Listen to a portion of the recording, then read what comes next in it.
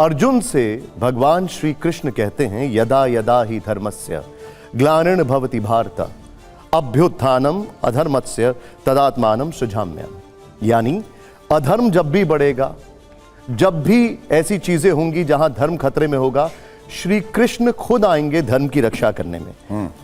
फिर क्या वजह है कि देवकी नंदन ठाकुर जी को धर्म की रक्षा करने के लिए आना पड़ रहा है? उनको क्यों इसमें एंटर करना पड़ रहा है? परित्राणाय साधूनां विनाशाय च दुष्कृतां धर्म संस्थापनार्थाय संभवामि युगे युगे। ये भगवान श्री कृष्ण ने कहा है कि जब जब धर्म पर संकट होता है मैं युग युग में अवतार लेकर आता हूं। लेकिन राम को मानने वाले, कृष्ण को मानने वाले, शिव को मानने वाले, हनुमान को मानने वाले, देवी को मानने वालों की भी कुछ ड्यूटी है। जब रावण, कंस, हिरणाक्ष, हिरण्यकश्यप जैसे बरदानी आए तो उनको मारने के लिए तो भगवान आए, क्योंकि उनको हम जैसे लोग नहीं निपट सकते।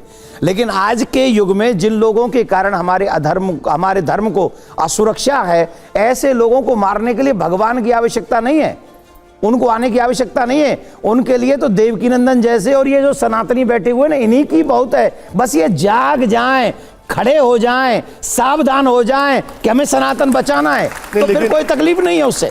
मतलब आप ये कह रहे हैं कि वो जो काम भगवान का है उस काम को करने के लिए आप आगे आ गए? नहीं, हम सबको आगे आना है।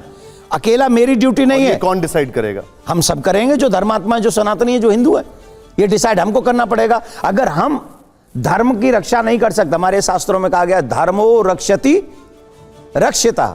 इसका मतलब क्या है?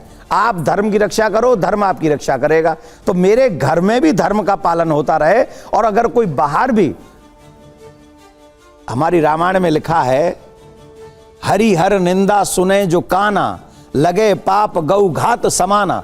जो अपने धर्म की, अपने भगवान की, अपने गुरु की, अपने माता पिता की निंदा सुनता है और उसका विरोध नहीं करता है, उसे भी गौ हत्या के बराबर पाप लगता है।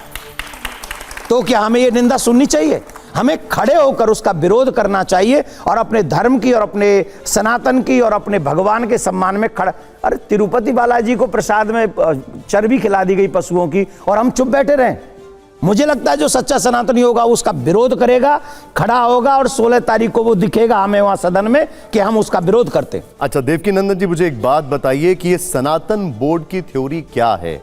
वक्फ बोर्ड की तरह सनातन बोर्ड की मांग क्यों हो रही है? इससे धर्म की रक्षा कैसे होगी? क्या है ये? देखिए, सबसे पहले तो मैं सभी सनातनियों को बात कहना चाहता हूं, वक्फ बोर्ड सिर्फ जमीन की देखरेख करता है। वो जमीन के विषय का एक बोर्ड है जो जमीन की देखरेख वो करेगा।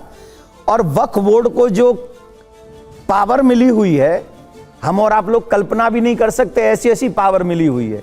अब पावर की तो आप ही कल्पना कर लीजिए। आप लोगों ने भी कई बार दिखाया है कि उन्होंने कह दिया पार्लियामेंट हमारा है, उन्होंने कह दिया एयरपोर्ट हमारा है। अरे चतुर्वेदी जी, मुझे टेंशन है किसी दिन आके वो ये ना कह दें कि ये स्टूडियो भी वो हमारा है। सच्ची में देखो, इनको सबको टेंशन हो गई। और आपको आप भी क्या वैसे ही वोट बनाना चाहते हैं? नहीं, अरे यही तो सनातन है। सनातन किसी का छीनता नहीं है, सनातन सबको बांटता है, इसीलिए तो सनातन बोर्ड चाहिए। लेकिन फिर आप कहते हैं कि यहाँ पे जितने भी लोग हैं उनको बाहर कर दो। अभी आपने कहा नहीं, मैंने क्या कहा? जो यहां के नहीं है फिर भी यहीं बैठे हैं। मीन्स कितने बांग्लादेशी हैं, कितने रोहिंग्या हैं, कितने ऐसे लोग हैं जो भारत के लोगों की, सनातनी लोगों का अधिकार छीन रहे हैं। कितने टेलर, कितने गांव में घरों में काम करने वाले वो लोग हैं जो हमारे वहीं, अगर वो नहीं होते तो हमारे लोगों को काम मिलता ना। वो ऑल लेवल कम पे काम करते हैं, और काम पे कम वो काम करते हैं, हमारे लोग बिना काम के रह जाते हैं। प्लस हमारे भारत में जनसंख्या कितनी है, कितनी जनसंख्या है, कितनी जनसंख्या आप लौट सकते हैं? ये देश कितनी जनसंख्या संभाल सकता है? और 8-9 करोड़ की आबादी है जो बाहर से आए हुए हैं, जो इलीगल रह रहे हैं। कितनी? आप बोलो ना, तुम लोग धीरे बोलते हो तभी तो हमारा ये हाल है। 8-9 करोड़ लोग हैं।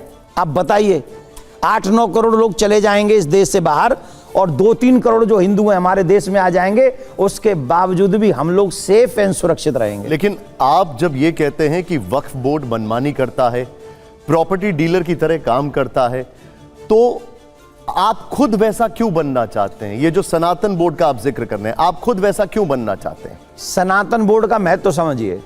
हम सनातन बोर्ड ऐसा चाहते हैं जिस सनातन बोर्ड में हम अपने मंदिर की व्यवस्था, पूजा स्थल और तीर्थों की सुरक्षा कर सके। आप देखिए, आजादी के बाद से गुरुकुलम समाप्त हो गए। आजादी के बाद से गुरुकुलम परंपराएं कहां रही हैं? आज हमारे बच्चे कहां उतना संस्कारवान और लेवल बन रहे जो उस हाई लेवल पे जा सके जहां से वो हमारे भारत को विश्व गुरु बनाने की कल्पना करते हो। तो वो गुरुकुलम समाप्त कर दी गई आजादी के बाद से। और गौ माताएं अब देख लीजिए सड़क पे कैसे घूम रही हैं, ये किस लिए है? और आज जो जिनके पास धन नहीं है वो धन के अभाव में अपना धर्म परिवर्तन कर ले रहा है। जिन पे धन नहीं है वो रोगी हो गया, वो बीमार पड़ के और वो जाके फिर अपने प्राण त्याग रहा है क्योंकि हॉस्पिटल में नहीं। गुरु अगर सनातन बोर्ड बनेगा उसमें सारे मंदिर देवालय आएंगे, उस धन का सदुपयोग ये होगा कि हम लोग गुरुकुलम बनाएंगे, हम लोग हॉस्पिटल बनाएंगे, हम लोग गौशाला बनाएंगे और अपने संस्कारी बच्चों को संस्कार देंगे। क्या आपको सरकार पर भरोसा नहीं है? और ये क्यों पूछ रहा हूं मैं जी, क्योंकि हिंदू धर्मस्थलों की जो देखरेख है वो सरकार की निगरानी में होती, ये होगी, ये संविधान में कहा गया है। अब वहां पर अगर बात की जाए, अल्पसंख्यकों के लिए वक्फ बोर्ड संवैधानिक रूप से 1954 में बनाया गया, तो क्या आपको सरकार के ऊपर विश्वास नहीं है कि वो आपकी देखरेख कर पाएंगे? क्या आप सरकार के नियंत्रण से बाहर निकलना चाहते हैं? बिल्कुल निकलना चाहते हैं। हम सरकार के नियंत्रण से बाहर निकलना चाहते हैं। कौन सा सरकार का ऐसा जो आने वाले, पहले भी सरकारें हुई हैं और आने वाली जो सरकारें होंगी वो गारंटी लेंगी कि हम पूजा पद्धति को जानते हैं ढंग से? जो ऑफिसर मान नियुक्त किए जाएंगे वो जानते हैं हमारी पूजा पद्धति को क्या है? उन्हें मालूम है क्या पूजा कैसे होगी, कितने बजे होगी, क्या भोग लग सकता है, क्या भोग नहीं लग सकता है, भगवान को कौन से समय में कैसे उनकी सेवा करनी है, 8वें याम की सेवा क्या होती है, वो जानते हैं क्या? नहीं, लेकिन एक बात बताइए, इस समय तो जो सनातन संस्कृति है उसकी वाली सरकार है, डबल इंजन की सरकार है उत्तर प्रदेश में भी, फिर भी आपको विश्वास नहीं है? तिरुपति बालाजी के मंदिर के प्रसाद में जो मिलावट हुई वहां डबल इंजन वाली सरकार थी। तो मतलब आप चाहते हैं डबल इंजन? मैं कह रहा हूं डबल इंजन की सरकार थी। और कब तक डबल इंजन की सरकार, कौन कौन से प्रदेश में रहेंगी, देश में कब तक रहेंगी?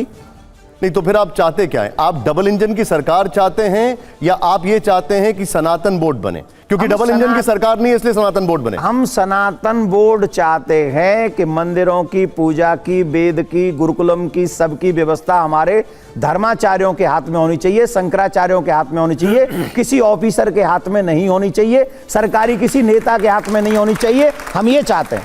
ठीक है।